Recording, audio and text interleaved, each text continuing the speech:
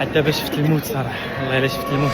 هادشي علاش غادي نشارك معاك 5 ديال الاخطاء خاصك تفاداهم في العمره ديالك. الحرام المكي ديما عامر تبارك الله، ولكن خاصك تكون حاضي حوايجك مزيان باش ما يتلفوش وما يتشفروش. خذ معاك ساك صغير فين تقدر دير حوايجك ونعالجك. في السعوديه الجو سخون واماكن الداخليه فيهم لاكليم مجهده. خذ معاك دواء فيتامينات ومقويات المناعه باش تفادى التعب والمرض. ملي تبغي تقطع لوطيل خاصك تكون عارف ان الفنادق اللي داخل الحرم مزيانين بزاف على ود القرب ديالهم في صلوات، ولكن غاليين بزاف مقارنه مع الفنادق اللي خارج الحرم واللي خاصك تاخذ فيهم جوج ديال الحافلات كل مره باش ما تبقاش تالف وسط العمره. تعلم الخطوات ديالها قبل ما تسافر، راه ماشي صعاب ودات لك فيديو خاص بالخطوات بطريقه مبسطه. واهم خطا خاصك تفاداه هو ما تكونش كتصبر وما تفاداش زحام. في العمره غتلقى كاع الاجناس وثقافات، ومع الاسف كاين شي ناس ما محترمينش كاع، يقدر يجي يدحمرك يدفعك يتخطاك في الصلاه. هادشي دغيا يقدر يعصبك. حاول تبقى بارد وقول لا حول ولا قوه الا بالله. انا راه حاولت نقيس الحجر الاسود والحمد لله قدرت نبوسو كاع، ولكن راه تخنقت وكنت غير نموت وسط الزحام. بلا ما ديروا بحالي اصلا الاجر ديالو الا غير سلمت عليه من بعيد بحال بحال. والعمره ديالك حاول ديرها في الوقيته اللي ما كاينش زحام، راه غتلقى كلشي في الابليكاسيون ديال النسوك. وبمور العمره الا بغيت تصلي مرتاح القضيه كتكون ميسره في السطح ديال المسجد. الا استفدت معايا في الفيديو ما تنساش المتابعه وشي دعوه ديال التيسير.